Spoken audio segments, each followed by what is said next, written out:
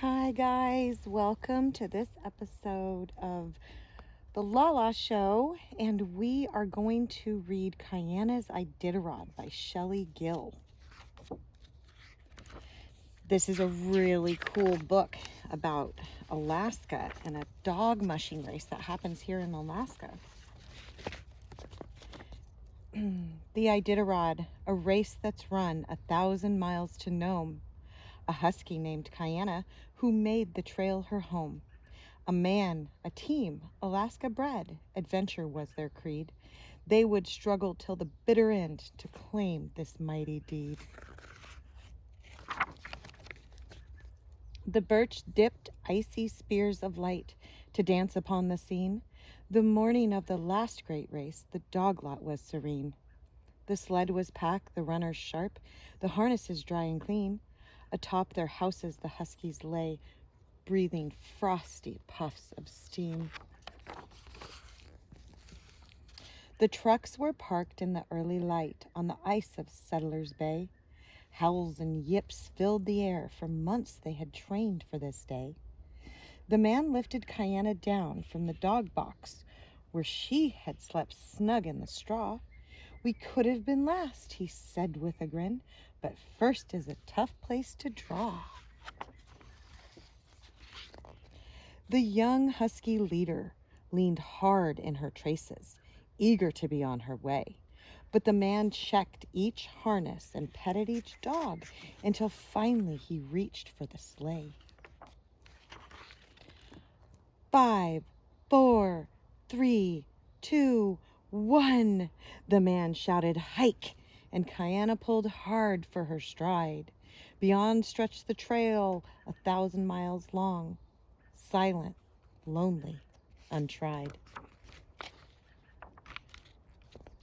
26 checkpoints lay somewhere ahead, a mountain range or two. There were moose and wolves and nights so cold they'd turn your mittens blue. On the frozen Yetna River, they stopped to make first camp. The dogs slept warm while the man chopped wood by the light of a miner's lamp.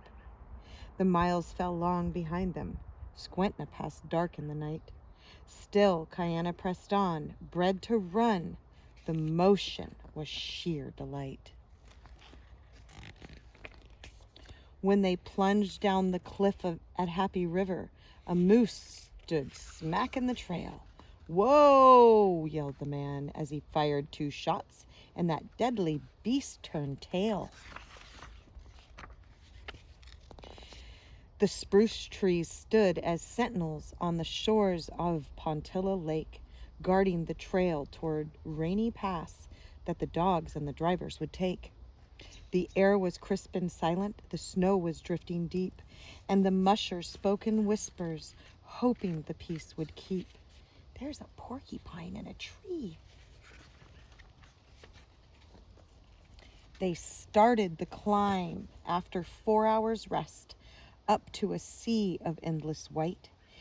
In bitter cold they reached the top, a moonscape bathed in light.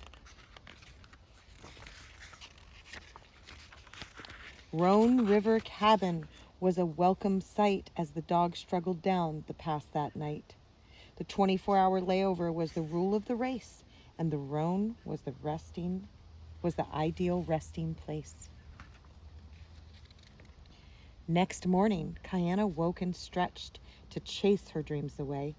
She eyed a stranger in another team, then scampered over to play. But the big Mackenzie husky lunged, his chain rang taut in the cold.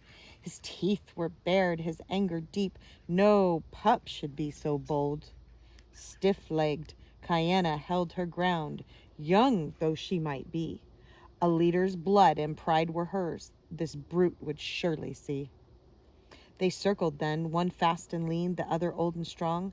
The Mackenzie was the first to break, admitting he was wrong.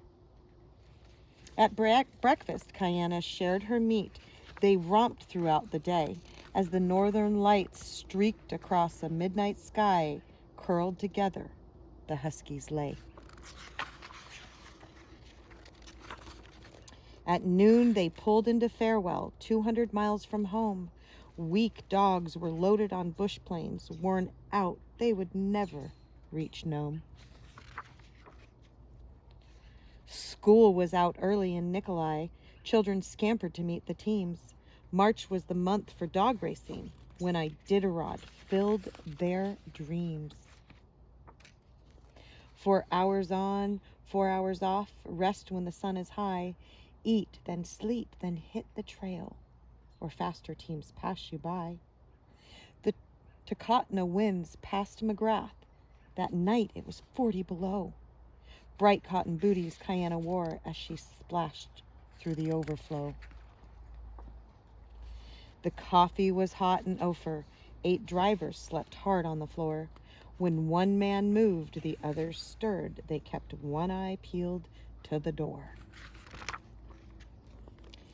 It was a gold rush trail they traveled next day, past towns long covered with dust. Poor man, cripple, Ruby and Long, roadhouses abandoned to rust. Down the mighty Yukon they raced as the slower teams fell behind. The man fed them broth and doctored their feet. He was tireless, tender, and kind.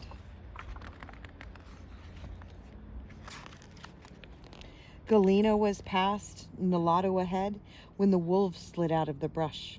The call of the wild sang on the wind as the team surged ahead with a rush. Inside the checkpoint at Caltag, weary mushers plotted and schemed. When the fire died to coals, they finally slept. But the trail was the stage for their dreams. At Unalakleet, the teams turned east onto the ice of Norton Sound. The houses at Shaktuluk fought the wind with cables set deep in the ground. Out on the ice, Kiana was lost. She didn't know which way to go. The trail was gone. The sky was white, buried by raging snow. All around her head it swirled. Her muscles screamed in pain. Every step back was a moment lost. A foot the storm had gained. Then up ahead a stake appeared, solid in the ice. Kiana knew the trail was found, but the team had paid a price. Exhausted and frozen, they stumbled along, till nighttime grayed to dawn. Beyond the checkpoint at Quick, only 9 dogs would push on. Icebergs, blue and frosty, sparkled like glass in the sun. As they rounded the cliffs near Elam, Kiana broke into a run. 50 teams were behind them, 4 more for Kiana to catch. 200 dogs had gone back home. 6 teams had been forced to scratch. At Gullivan, they raced by some reindeer. There wasn't a moment to spare. The miles fell away as they ran towards Nome, fleet as a snowshoe hare. In White Mountain, the old women met them with berries and caribou meat. They left while 2 teams were still sleeping, the snow quiet beneath their feet. The 3 teams raced in single file as the sun dipped low in the west. It was now or never, win or lose. Could Kiana prove she was the best? 20 miles to Nome. The other mushers drove with headlamp aglow, while the man preferred the night. So Kiana crept by in the shadows of dark, out of the range of their light. When they were past, she heard the man yell, and a crowd began to cheer. Her weary feet picked up the pace as the finish line drew near.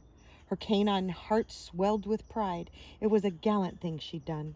As they crossed beneath the famous arch, Kiana's race was won. The end. And then I just want to go to this page, and hopefully it is centered correctly. But if you are able to maybe pause it here, this is a glossary of some of the terms that are used in the book that may not be familiar to some of you. Okay, have a great day, everyone.